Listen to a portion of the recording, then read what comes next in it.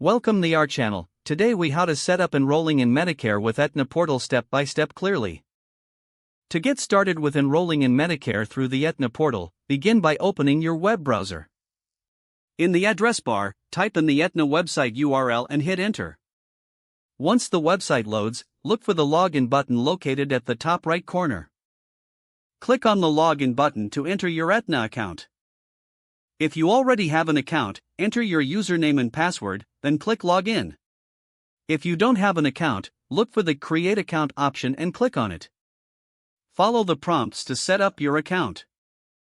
You will need to provide some personal information.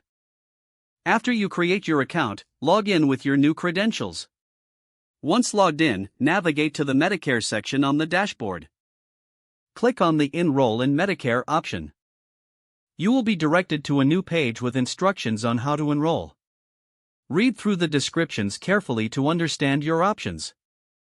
Select the specific Medicare plan you wish to enroll in. After selecting your plan, click on the Enroll Now button.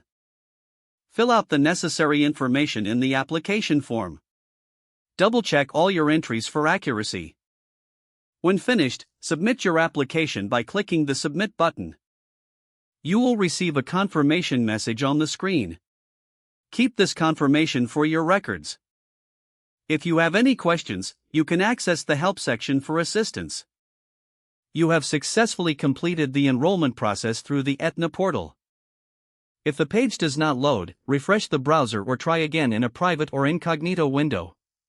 Make sure you are using the correct email address, then retype it carefully to avoid small typos. If your password is not accepted, use the reset option and create a new strong password you can remember.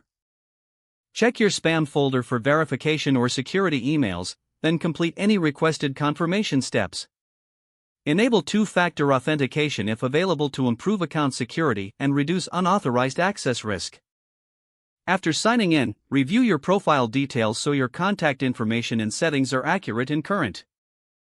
If you see an error message, note it down and try again after restarting your device and internet connection. Don't forget to like this video and subscribe to our channel for more step-by-step tech guides.